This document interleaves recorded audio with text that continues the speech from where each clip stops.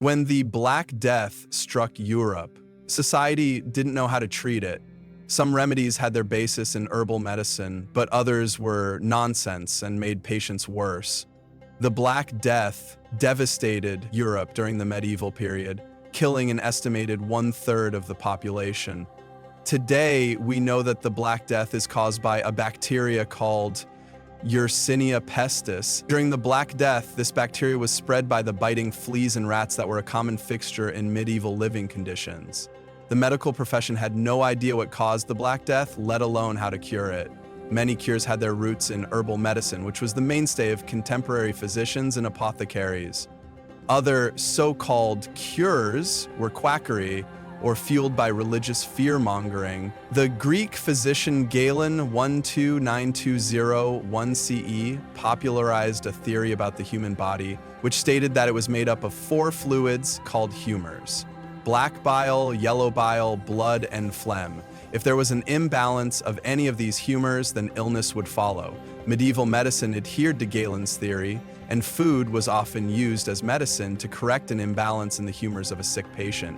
When the Black Death struck, medieval physicians turned to this theory in an effort to combat the disease, as well as trying new treatments.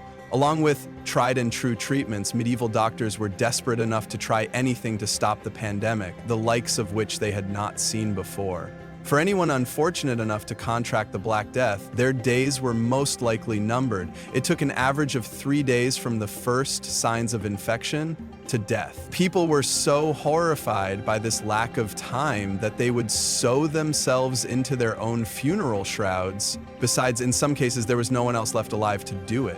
However, catching the plague was not an automatic death sentence. Some people caught it and survived, whereas some people never caught it at all. Modern science believes that these people had a natural immunity to the pathogen that caused the Black Death. Here are 10 medieval cures that were used to treat the Black Death. While none of them cured the plague, the science behind some of them was quite sound. Other methods were not only ineffective, but they caused the patient even greater suffering. The Vinegar Merchant by Abraham Boss, mid to late 17th century, via the Metropolitan Museum, known as Four Thieves Vinegar. This Black Death cure from the medieval period mixed vinegar with garlic, herbs, and spices. Legend has it that 4 thieves who ransacked the homes of dead victims protected themselves with this concoction whilst they looted, and they never succumbed to the disease. Vinegar was used as more of a preventative than as a cure for the Black Death. The advice at the time was for the healthy to rub it on their bodies before dealing with the sick and the dead. There was some science behind this plague treatment. Vinegar has been known as a disinfectant since ancient Greek times. Vinegar has been known as a disinfectant since ancient Greek times. Added to this were the antimicrobial and insect-repelling properties of the herbs and spices. The humble onion was one of the home remedies that desperate doctors and patients alike tried to use to cure the plague. By rubbing chopped raw onion on the buboes, the large pus-filled boils that turned black, hence the name, the Black Death. Not only would the onion draw out toxins, it was thought that onion fumes could combat miasma. Miasma was what medieval folk called poisonous, noxious fumes. The Europeans of the medieval period believed that breathing in miasma led to the plague. While they may not have been entirely correct about miasma, they still understood that respiration played a part in the spread of the Black Death. There were 2 types of plague: bubonic plague, which caused buboes, and pneumonic plague, which was spread by coughing and sneezing. Pope Clement VI supposedly advised his people to only shake hands with a person if their breath was sweet. More on Pope Clement VI later. Going back to Galen's theory of the 4 humors, bloodletting was a common medical procedure in the medieval period. The idea was to allow some of the excess humors to drain out of the body. It was used as a cure-all for a variety of conditions, including epilepsy. Bloodletting was the first port of call for physicians during the Black Death. This was generally done using a blade, called a phleem, or by applying leeches, more on those later. The blood would be drained into a bowl directly from the patient's vein, usually one found in the forearm or the neck. Sadly for victims of the Black Death, bloodletting certainly had no effect and could not destroy the bacteria within. All it achieved was to weaken the patient and potentially spread more infection and disease via unsterilized equipment. Germ theory had been proposed by the Persian physician Ibn Sina, Avicenna, as far back as 1025. But in the Middle Ages in Europe, this theory was rejected in favor of Galen's ideas. This is one of the more bizarre quack cures for the Black Death. This treatment was named the Vicary method after Thomas Vicary, the doctor who promulgated it. It involved plucking feathers from a chicken's rump and then tying the chicken to the patient so that the chicken's rump was touching the patient's buboes. Now, if that wasn't weird enough, the thought process behind this strange and highly impractical course of treatment was that people in the medieval period believed that chickens breathed through their bottoms, so therefore the chicken would draw the infection out of the patient. If the patient died, then so be it, but if the poor chicken died first, then they would simply pluck and attach another. Once again, the bacteria from the chicken would have only made matters worse for the patient and possibly hastened death. The Chinese had been using snakes in their traditional medicine since at least 100 CE, and snake meat was eaten to aid circulation and remove toxins from the body of a patient.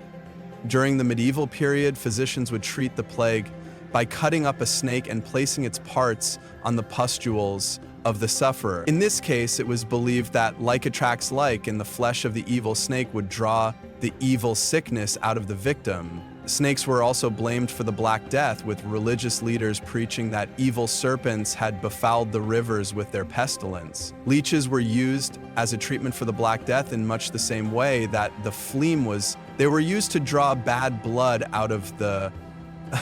This form of bloodletting was used for localized bloodletting, the phlegm being used for generalized bloodletting. The leech would be placed on the patient's buboes to draw out toxins and therefore restore the balance of the four humors.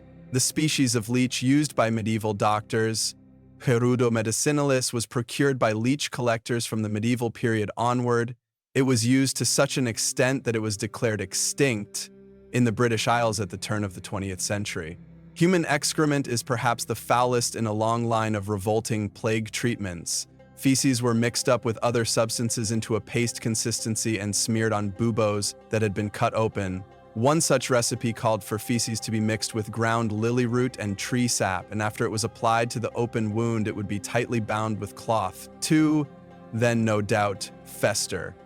Let us not forget that religion pervaded every aspect of life in Europe during the medieval period. It is therefore no surprise that many considered the Black Death to be a punishment from God for the sins man committed on earth. Groups of people known as flagellants would walk the streets stripped to the waist, whipping themselves as public penance to purge their bodies of the sins that had brought the plague. These whips often had several tails, knotted with nails. Other people had an opposing view, thinking that the end was nigh, so they may as well enjoy what time they had left on earth, and looting, drunkenness, and promiscuity became rife. The medieval period is known for its mythical beasts, with the unicorn being perhaps the most intriguing. According to medieval myths, the unicorn could only be subdued and captured by a virginal maiden. One cure for the Black Death that was very expensive and therefore only available to the very wealthy was powdered unicorn horn. This powder, known as alicorn, was mixed with water and then given to the patient to drink.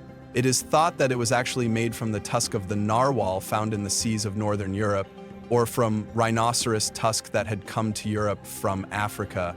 The physicians who attended Pope Clement VI during the Black Death were really onto something. They suggested that he surround himself with flaming torches to keep the disease at bay, as well as sick people. Today, it is understood that heat kills bacteria. Pope Clement did not catch the plague, but he did not stay in quarantine either. Again, a method of preventing the spread of disease that is known to work and therefore is still in use today. Instead, he went out and cared for the sick in his native Avignon, yet he never became sick himself. A man ahead of his time, Pope Clement issued 2 papal bulls condemning the violence that had broken out against the Jews, who many Christians blamed for the Black Death. Using common sense, Pope Clement pointed out that the Jews could not be responsible, given that many Jewish people had contracted the plague. He offered the Jewish people in his community sanctuary at his court, and urged other members of the clergy to follow his example. Luckily for modern-day patients, the bubonic plague can be effectively treated with something that people in the West now take for granted: antibiotics.